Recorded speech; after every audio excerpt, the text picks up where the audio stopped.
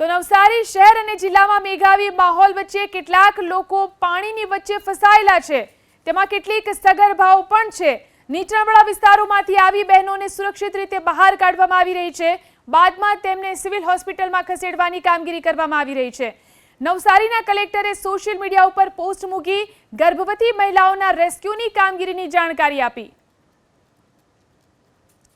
તો જેટલી પણ સગર્ભા મહિલાઓ છે તેમનું સ્થળાંતર કરવામાં આવી રહ્યું છે, તેમને સિવિલ હોસ્પિટલમાં ખસેડવામાં આવી રહ્યા છે।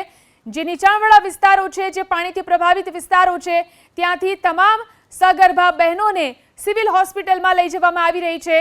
આ કામગીરી અહીં કરવામાં આવી રહી છે। નવસારીના કલેક્ટરે સોશિયલ મીડિયા ઉપર પોસ્ટ મૂકી હતી અને ગર્ભવતી મહિલાઓના રેસ્ક્યુની કામગીરીની જાણકારી આપી હતી।